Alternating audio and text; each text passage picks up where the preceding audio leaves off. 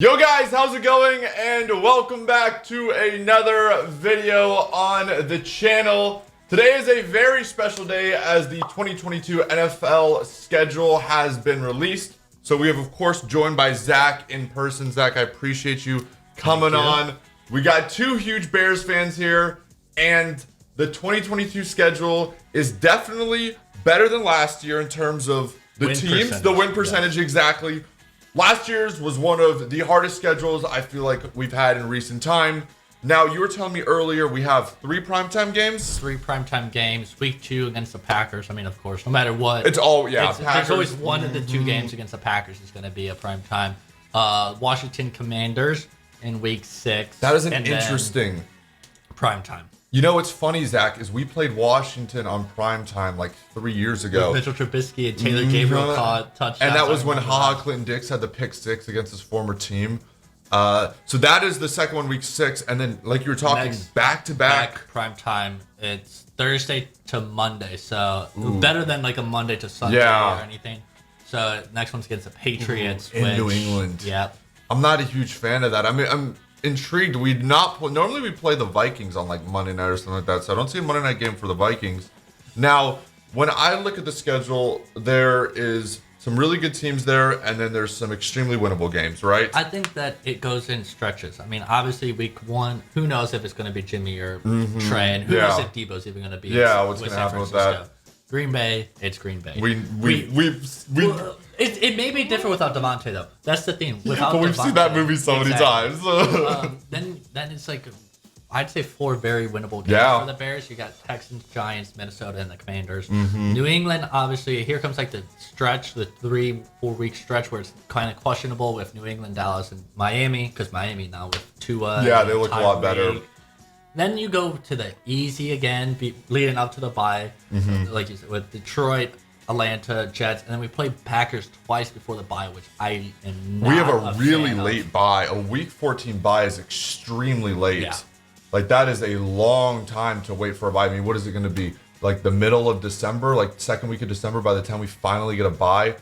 I see his schedule, and, you know, if this was last year, 2 years ago, I'd be like, dude, we could win like 10 games this year. I'm not as optimistic as I normally am with the Chicago Bears, but like the Bills, the Packers, obviously, Dallas, New England, like Green Bay, as I've already said, in the 49ers, I don't know. Those are games where I'm like, okay, I'm going to go into those expecting to lose, right? I think the Bills, the Packers, and I guess maybe Patriots or Dallas, depending. I'd say if we won one of those, I'd be thrilled, especially since those are both on the road. The Dolphins as well, like you said, are getting better. But you don't know about the Giants. They have a new head coach. How are they going to look there? The Jets, I don't know. I know they've done a couple things here and there. Atlanta's not great. I feel like the Lions are going to be better than they've been in the previous time. But so many winnable games here. Like even, I guess the Eagles just traded for AJ. So bold take, but of course it's not. It's not a video without a bold take. The Bears will start their season 4-0. Zach, how are we beating Green Bay?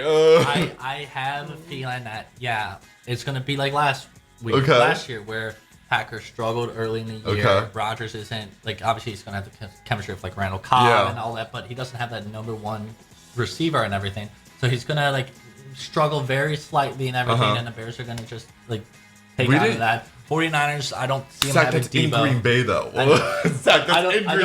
don't see 49ers having Debo. So that'd be that. I mean, we just have to watch out for George Kittle. Your boy. Yes. Packers, so that'd be 2-0.